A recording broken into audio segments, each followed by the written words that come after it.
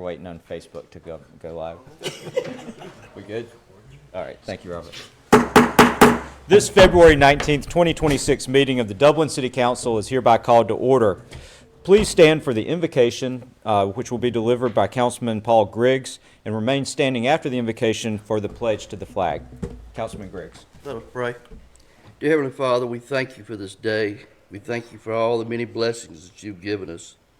We ask now that you lead us and guide us in making the decisions best in your judgment for the city of Dublin. Thank you for all our citizens and employees. We ask this in Jesus' name. Amen. Amen. I pledge allegiance to the flag of the United States of America and to the republic for which it stands, one nation, under God, indivisible, with liberty and justice for all.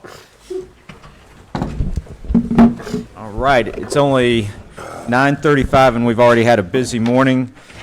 We had the 50th anniversary of Easter Seals, Middle Georgia, proclamation for that this morning at 8:45, and it was great to see so many people come in for that proclamation. So congratulations to Easter Seals for 50 years in Middle Georgia. At this time, we're going to get into our agenda items. The first item on our agenda is the approval of the February 5th, 2026 City Council meeting minutes. Do we have a motion? Motion to approve. Second. We have a motion to approve from Councilman Jones, a second from Councilman Brown. All those in favor, please say aye. Aye. If any are opposed, nay. The ayes have it. Now we have approval of bills over $15,000. You have those bills in your pack. Any questions for staff regarding any of those bills? Make a motion to pay the bills. Second. We have a motion to approve the bills from Councilman Smith, a second from Councilman Griggs. All those in favor, please say aye. Aye. If any are opposed, nay. The ayes have it. Third item on the agenda is approval of purchases over $15,000. We do have one of those, which is a sewer camera for our Water Utilities Department, actually in a second for bathroom repairs to Riverview Golf Course. Mr. Powell, will you go through those purchases for us, please? Sure. The Water Construction Division of our water utility for the city utilizes a camera that is remotely controlled to access and view and inspect sewer lines and stormwater lines throughout the city. The controller for that device, the software for it is out of date and needs to be replaced. The camera still works fine. The trailer that they work out of still works fine. And the computer they have for that works fine. It's just the controller. So the city is asking, or the staff is asking council to approve a purchase from Environmental Products Group out of Atlanta, Georgia for $16,695 for the EnviroSite VC500 controller for our sewer camera. This was not particularly budgeted this year, but we do have excess revenues above what we budgeted this year for our water fund, and I expect to pay for that out of those funds. All right. And you want to go into the second one as well? The next purchase is for bathroom renovation and repairs at Riverview Golf Course. We had some damage there. The bathrooms have been deteriorated a little bit through the years. These are the two bathrooms that are on the course. One's on hole number 5, and one is on hole 12. And we have gotten approval from FEMA because of some damage through Hurricane Helene to make some repairs to those facilities, and we're going to do some upgrades as well. There's a difference between the FEMA reimbursement value and then what we're asking council to approve today. The difference we're going to pay for out of the operating budget of the golf course. But we are recommending Warnick Builders for this project. They were the lowest acceptable bidder at $41,408, and that's for both facilities. It's going to include new siding, windows, doors, roof shingles, as well as plumbing fixtures, paint, and epoxy sealer on the bathroom floors. So we should have some pretty nice restroom facilities on the course for the golfers. Okay, so you've heard Mr. Powell's description of the purchases. Are there any questions for staff regarding these two items? Nope. All right, if not, do we have a motion? Motion to approve. Second. We have a motion to approve from Councilman Jones, a second from Councilman Colby. Any discussion on the motion? With no discussion on the motion, all those in favor, please say aye. Aye. If any are opposed, nay. Ayes have it. It's great on the golf course bathrooms. So over 75% of that cost is going to be through the federal FEMA grant. Yeah. So we'll now move to item number 4 on the agenda, which is the second reading and public hearing on an ordinance to rezone a parcel to a high-density residential development. This is a parcel on Woodlawn Drive. So what we're going to do is, Mr. Powell is going to read the ordinance for the second time. We read it for the first time at our last meeting. We'll then close the city council meeting, have a public hearing where any citizen is welcome to come and comment on it.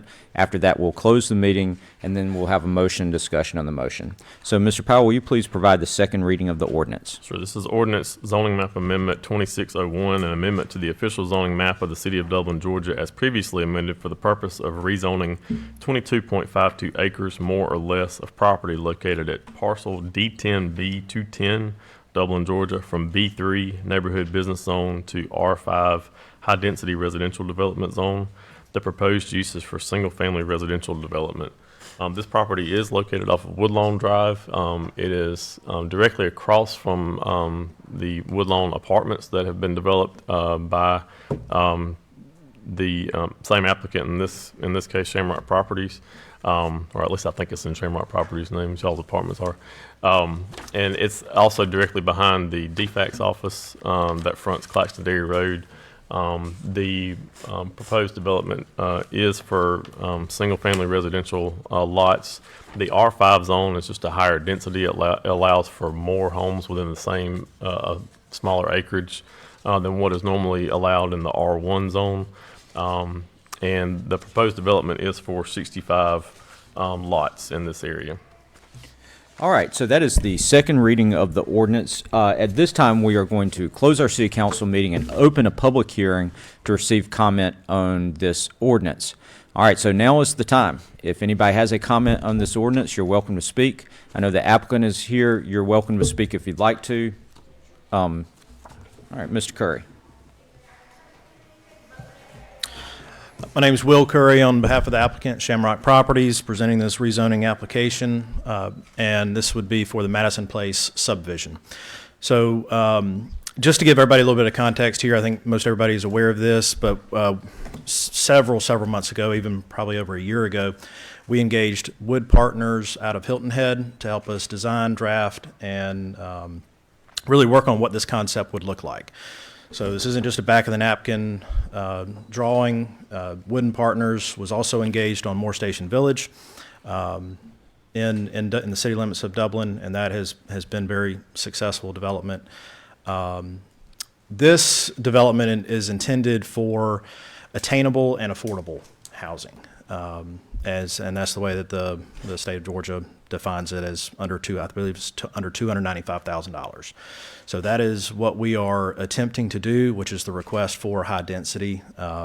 As many of y'all know, the pipe and utilities and roads and curb and gutter and everything is very expensive, and the more lots you can feather that over, hopefully the lower the cost of the lot, which means the house prices would get the benefit of that.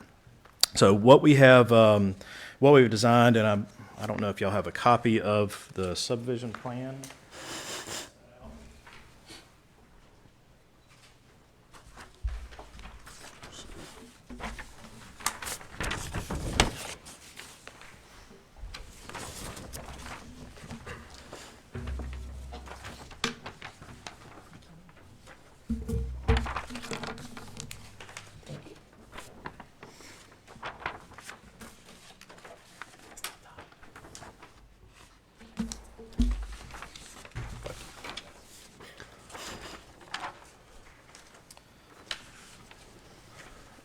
So what you can kind of see, and I'll walk through the plan and kind of take you around it.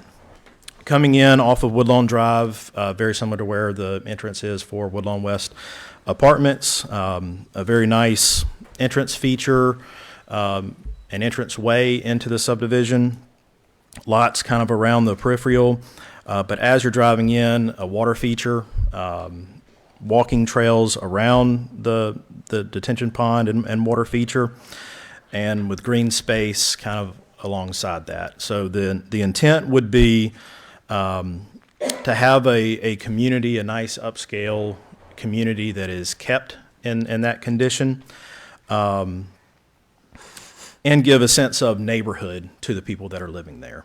There's sidewalks on Woodlawn Drive carrying to Hilburn Park, and to other amenities. This would also connect to Claxton Dairy, taking over to Stubbs Park when that development is complete. So I think there's a lot of amenities and tie-in with this development to the surrounding neighborhood and community. One of the other things that we are working to address with this neighborhood is upkeep, maintenance, and standards. We've engaged Cole Porter to help us draft covenants that have a little bit of teeth and enforcement to it. So give some standards for exterior materials, for yard maintenance, care, irrigation systems, pressure washing of houses. Those covenants are not finalized, but we are working at that just so that as a developer, as a substantial property holder in the immediate area, and having substantial investment right across the street, we do want to make sure that this is a long-standing project that is held to a very high standard, especially with all the funds that the city has placed in the amenities in the surrounding area. In terms of process, this is the kind of the second step of the process. The first step was designing a concept plan, engaging with the city on that and inspections department, and hearing some concerns, some challenges, some things that we might need to consider incorporating into our development. We listened to those comments, we heard those, and we have used those in drafting this proposal. So this is not just on what we want to put forward. We did want to have a partnership with the city and inspections department to really feel what we needed to bring to the table. Second part is the rezoning. Currently it's zoned B3, which, in taking a look at the area and the uses around it, I don't see a B3 as a suitable zoning designation for this area in the near term. And higher and best use is for residential single-family development, adding to the fabric of the community.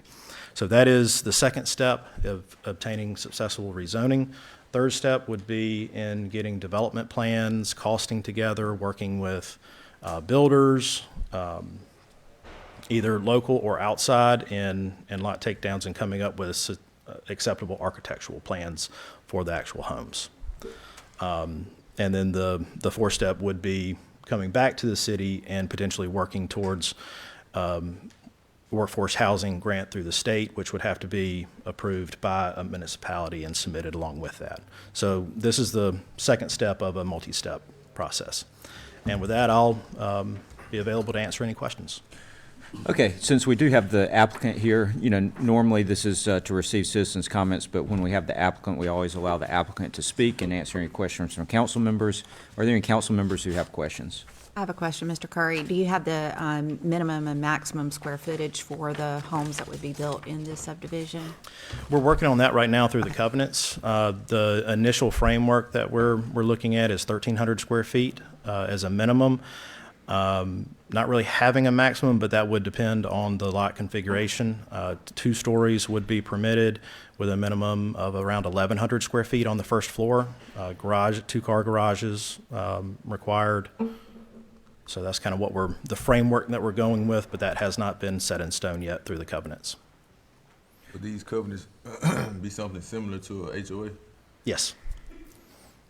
Yes. So it would run with the land tie with every single house that's sold, and it would be managed by an HOA. As lot developer, we would be over that HOA until full lot build out, and then we would turn it over to residents or another management company to manage the HOA. Any other questions? Thank you, Mr. Curry. Appreciate that. Any other comments from citizens? This is opportunity for public comment. Any other comments? All right, we've had a full opportunity for public comment, and we will now close the public hearing and turn this matter over to council for action. Just for Motion to approve. all right, we have a motion to Second. approve from Councilman Jones, a second from Councilman Brown. What was the recommendation from Planning and Zoning on this? Unanimous to approve. Okay. So we have a motion and a second. We understand that P and Z has approved this or has recommended approval. Now it's time for any discussion on the motion. Any discussion on the motion? All right, if there's no discussion on the motion, all those in favor will need to have a roll call vote. So our city clerk, Ms. Rozier, will call the roll, please. Councilman Bill Brown, Yes. Councilman Benny Jones, Yes. Councilwoman Tess Godfrey, Yes. Councilwoman Sarah Colby, Yes. Councilman Paul Greaves, Yes. Councilman Chris Smith, Yes. Councilman Brandon Cheney. Yes. All right, the motion passes, and so that ordinance does pass, and we look forward to continue to work with the developers to see this as a successful new subdivision for Dublin. It'd be fantastic to have 65 new single-family homes in our town, especially at the at affordable level in a nice neighborhood. So appreciate all the work that you've done to keep pushing this towards reality. All right, we'll now move to item number 5 on our agenda, which is a first reading to amend our ordinance regarding fire safety for mobile food service units. Mr. Powell. This is ordinance 2602, an ordinance by the mayor and council of the city of Dublin, Georgia, to amend the code of ordinances of the city by deleting section 12-127, fire safety, of article 5 of chapter 12 in its entirety, and inserting a new section 12-127 entitled fire safety for mobile food service in lieu thereof, to provide for severability, to repeal all ordinances and parts of ordinances in conflict herewith, to provide an adoption and effective date, and for other lawful purposes. When the city adopted the current food truck ordinance, as we call it, it had specific provisions in there about fire code requirements for those, and there are some conflicts between that and what the general fire code provides and our generally adopted fire code. And so to simplify that, we wanted to make sure that we were consistent between our ordinances. And so this ordinance will take out the specific provisions that are in there regarding food trucks and just say that the generally appropriate or applicable fire codes will apply to food trucks as well. All right, so this was the first reading. Council will not take action today on this. Instead, we will have a second reading of the ordinance and a public hearing, which will be an opportunity for the public to comment on the proposed ordinance, and only after that public hearing when we take a vote. I will say that at pre-council, there were some questions raised about any kind of cost or burden, whether there would be any new cost or burden placed on food truck owners, and that's something that staff is going to get back to us on, just so that we've got full information before we take a vote on that. So today was the first reading. We'll have a second reading at our next meeting. And the date of the next meeting, I think I'm supposed to announce that. Yes, the second reading public hearing will be on March 5th at 5:30 p.m. Item number 6 on our agenda is a resolution to approve street lights on Lawrence Street. Mr. Powell. This is resolution 2609, a resolution of the city of Dublin, Georgia, by and through its mayor and council to approve an agreement with Georgia Power Company for the installation and maintenance of 2 decorative street lights along Lawrence Street, to authorize the mayor and city clerk to execute the same, set an effective date, and for other lawful purposes. We were requested by the DDA on behalf of Miller Soul Food to inquire of the cost and to see about installing 2 of our green lampposts style lights along Lawrence Street. Currently, there are no lampposts along that road. And as you know, on Jackson Street and on Madison Street and Jefferson Street and throughout town, we have the green lamp post all throughout, and so this will bring some consistency and kind of tie in, the downtown area together, as well as provide some additional light for this corridor. The upfront cost through Georgia Power for this is $20,245.45. That's for both lights. And then there's an ongoing monthly cost for the service and their continued maintenance and responsibility of them, which is $23.93 per light per month. This is consistent with what the cost was for the lights on Madison Street, and they will be the proper Kelvin rating, Mayor. So we've guaranteed that. I do have a question. Oh, yes, and this is I'm sorry, we couldn't pull this up in pre-council, but this is the proposed placement. The green shows where there are currently lamp posts, and then the 2 red would be the new ones. And as you can tell, they're right there on that same side of the road as the current ones. So one of the questions I have is, would it make sense to go ahead and look at the cost while they're out there and doing conduit of actually having a plan of street lights on Lawrence Street, rather than just do 2 and then have to come back later and do 3 more on the other side of the street or another there? I mean, would it make sense to have a plan for street lights on Lawrence Street overall? I mean, I know that it may be more expensive than just doing 2, but it might be more. Underground Yeah. utilities. Can we do the underground utilities? Are you on talking that about adding more than 2 in just this block, or you mean, Yeah. what scope of Lawrence are you talking about? Just Can you, Lawrence Street on that Robert, block. please zoom in and show the street view?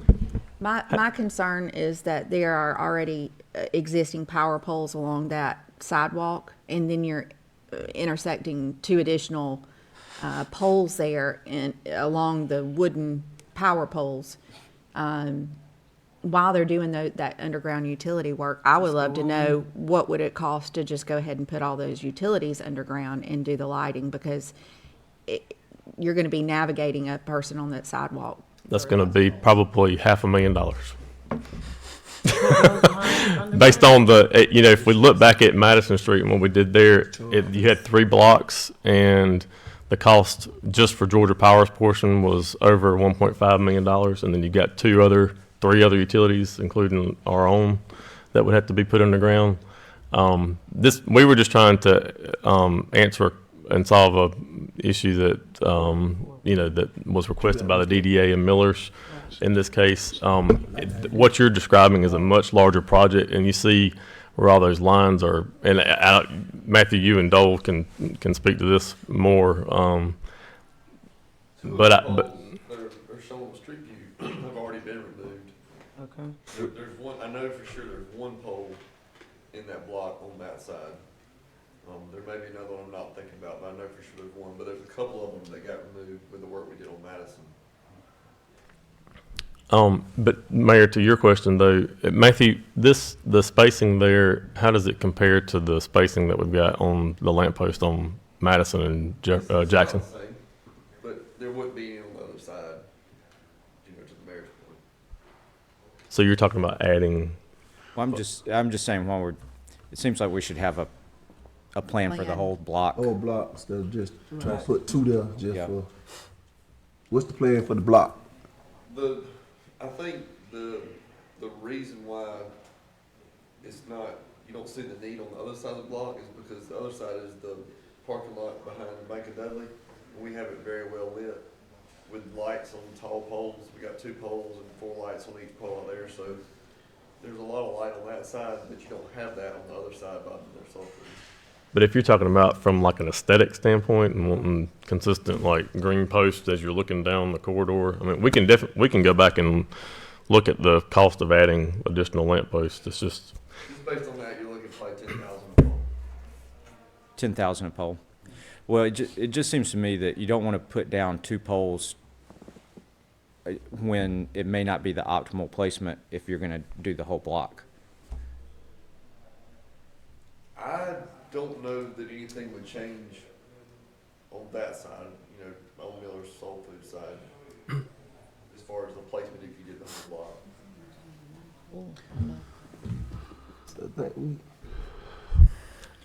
I don't know if I'm not, I think don't know if I'm I think checking. everybody agree with, doing this, but we're looking at, you brought us back a solution for just one problem instead of looking at the whole thing. Okay, what can we do to improve this whole block and make it where it's like Madison and the other side, downtown.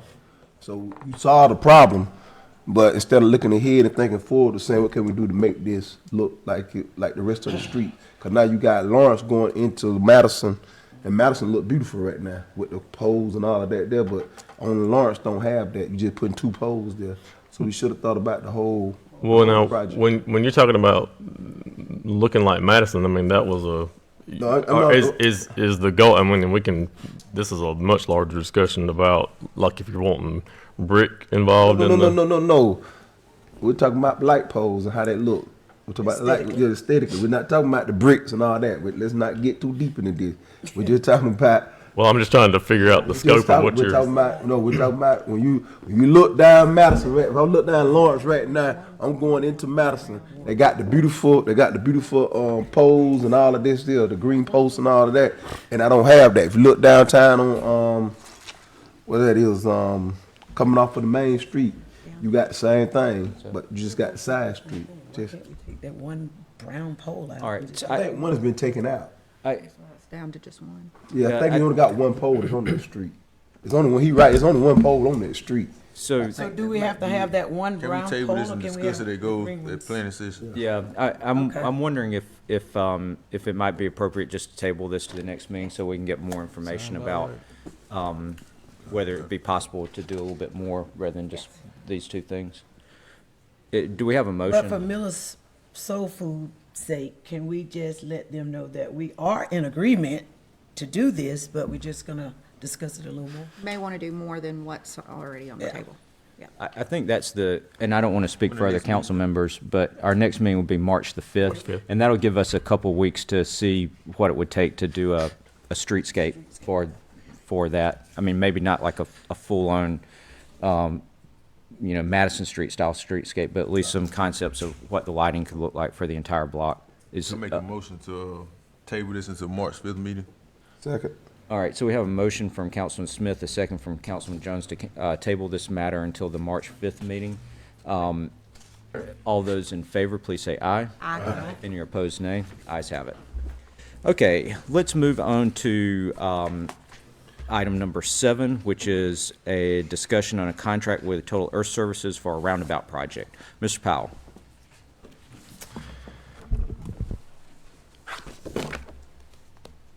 This is Resolution 2610, a resolution of the City of Dublin, Georgia, by and through its mayor and council to award a bid of to Total Earth Services LLC for the Woodlawn Drive and Claxton Dairy Road roundabout project, to authorize the mayor to execute and deliver an agreement for said services, to provide authority for approvals of expenditures for the project, set an effective date, and for other lawful purposes. We have had this roundabout project in the works for quite a while now, and we've gone through the right-of-way acquisition that was needed and the easements that were needed for the project. And staff has bid out the project now, and TES was the low bid and are recommended for approval. The bid was $1,697,506.11. This is a TIA, T-Splost funded project, so it will be 100% funded by TIA funds. And staff recommends that you approve the resolution to authorize us to contract with TES. I will say we will get a construction begin date as soon as we're able to give them the notice to proceed. We'll work through that as we go through once this is approved by the council, we'll go through the contract documents and get everything signed and executed, and work with TES on a schedule for that, and then communicate with the council and the public about how the construction progress will go. The total project is expected to take 12 months to complete, and there will be some times where there will be interruptions to traffic in the area, and we will work to get the message out on that during those times. All right. So we discussed this in pre-council as well. TES was the low bidder. They were almost $900,000 lower than the high bidder. So it's, and according to our engineers, this is an excellent price for this project, and it's more than maybe what you would think for a roundabout because of all the drainage work and utility work that has to be done in the area at the same time that the roundabout will be built. Do we have any questions for staff regarding this? I just want to confirm that this is paid out of the regional T-Splost fund, so this isn't affecting our local T-Splost. This is not paid with the 25% discretionary funds. This is paid, we send the invoices to the TIA board, and they approve that, and then cut us a check for that out of those funds. Yeah, so this doesn't affect any of our local discretionary dollars No. for transportation projects. That's great. All right, any other questions? All right, if not, do we have a motion? Make a motion to approve? We have a motion from Councilman Colby. Do we have a second? Second from Councilman Griggs. Any discussion on the motion? All those in favor, please say aye. Aye. Any opposed? The ayes have it. Next item on the agenda is surplus property. Usually at these meetings, we have a couple of items of surplus property. Mr. Powell, you want to go through this real quickly? We're trying to keep things cleaned up. So we have two mowers that were used by the cemetery that are no longer of good use to us, and so we are recommending them for surplus. All right. Any questions for staff regarding this? Do we have a motion to surplus these two items?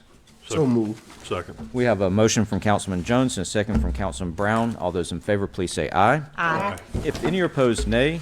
Ayes have it. Those items are now surplus and will be available on GovDeals. We'll now move to citizens' comments. If there's anyone here who would like to make a comment, now is your opportunity. Any citizens' comments this morning? All right, with no citizens' comments, we'll move over to staff and council comments. Mr. Daniels, any comments? Mr. Groover? Mrs. Rozier? All right, Councilman Brown? No comments today. Thank you. Thank everybody for being here. Councilman Jones? Thank you, man. I thank everyone for coming out. A reminder that application for the Black History Banner is due by March the 2nd. So go on the city webpage to get that. If you know someone that's deserving to be one, fill that out. You can see me. That'll be it. All right, thank you. Councilman Godfrey? Thank you, Mayor. I'd like to thank the Currys for coming out today, and I'm excited about your future plans for affordable housing. And thank everybody else for coming out, and have a great weekend. Thank you. Thank you. Councilman Colby? I just want to remind our citizens of a couple of great opportunities to get out and be green in March. We have the Irish Rainbow that is sponsored by the Air and Garden Club, happening the last Saturday of the month. So make sure you get out, get your tickets before March the 10th. That will be a historical tour of 10 properties within the city of Dublin. I also want to say I've just seen a lot of debris, and I'm going to get on Tessa's little platform for just a minute. As I've been driving around town, everything's not greened up quite yet for spring, but instead of flowers, we're seeing a lot of trash. And so please, everybody do your part to keep your area of our community clean.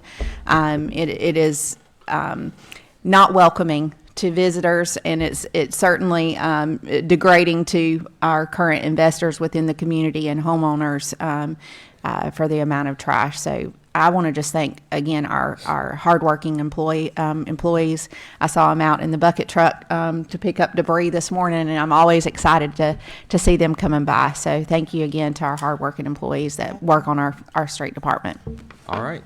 Thank you, Councilman Colby. Councilman Chain? No comment. Councilman Smith? No comments today. Councilman Griggs? No comment. All right, Mr. Powell? No comments. All right, so the reason we met early this morning is because we are now going to adjourn to a strategic planning workshop. We do this each year. We get together as a team and talk about major issues facing the city. We look back at what we've accomplished over the prior year and our goals for this upcoming year. So we'll spend the rest of the day in meetings going over those items and working to prepare for a great 2026 for the city of Dublin. At this time, this meeting is adjourned. Thank you for coming. Thank you for saying that, Sarah.